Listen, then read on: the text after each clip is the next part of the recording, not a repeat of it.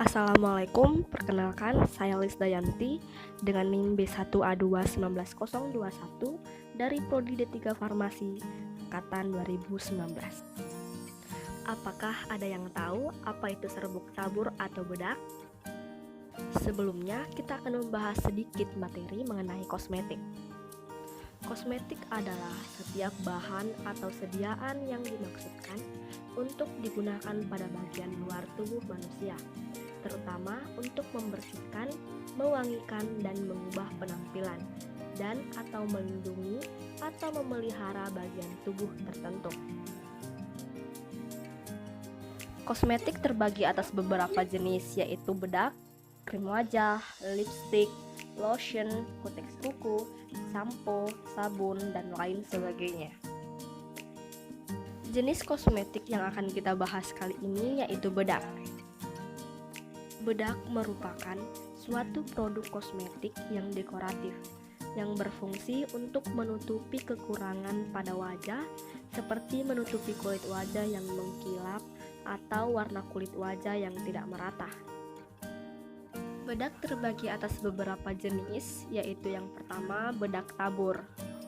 Bedak tabur atau bedak bubuk adalah bedak yang digunakan seperti bubuk atau seperti tepung.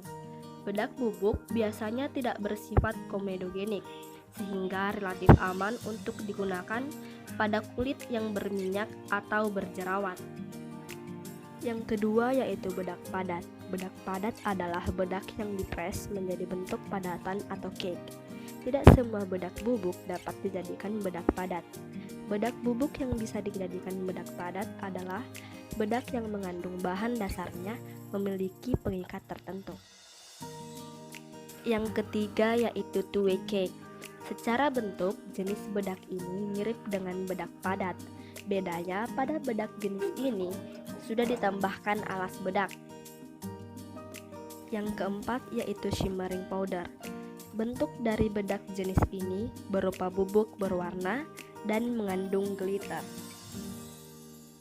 Syarat bedak yaitu yang pertama, mudah disapukan, kedua, bebas partikel keras dan tajam, ketiga, tidak mudah menggumpal, empat, tidak mengiritasi kulit, 5, memenuhi derajat halus tertentu.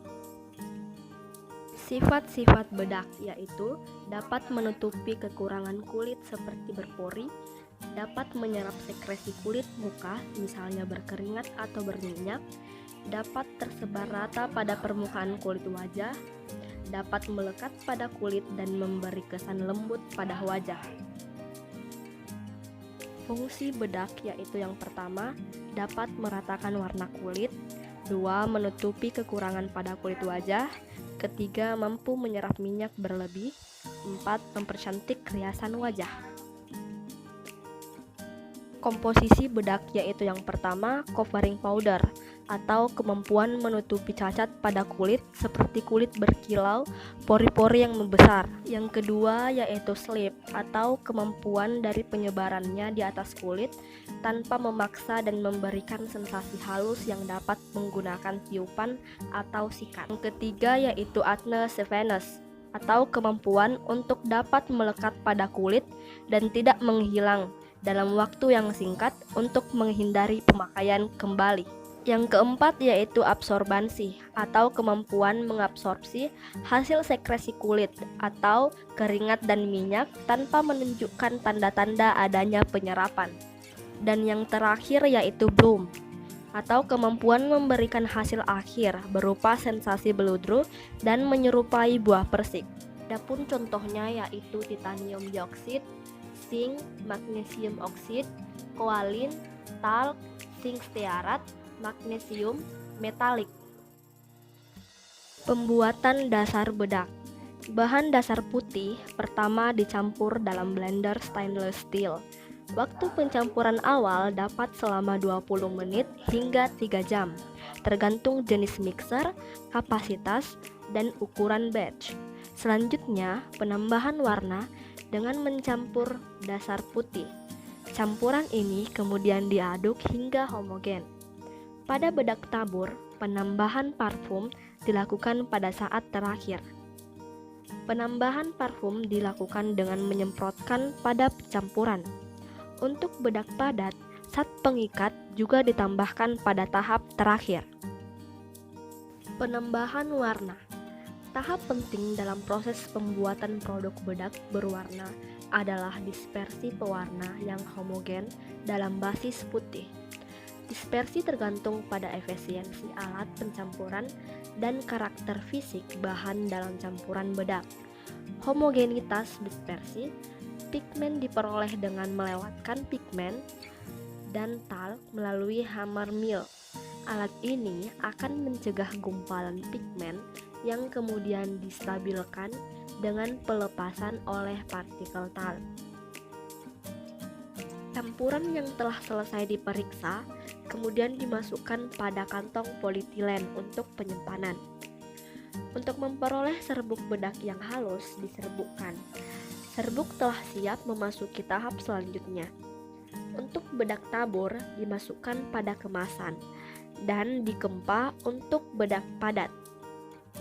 Proses pengempaan.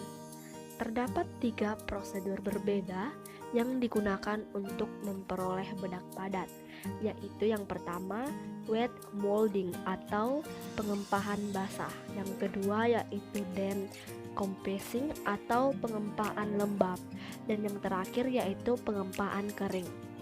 Metode yang sering digunakan adalah pengempaan kering. Pertama, pengempaan basah. Dalam proses pengempaan, jumlah yang kecil dari lapisan Paris digunakan dalam kombinasi dalam bedak.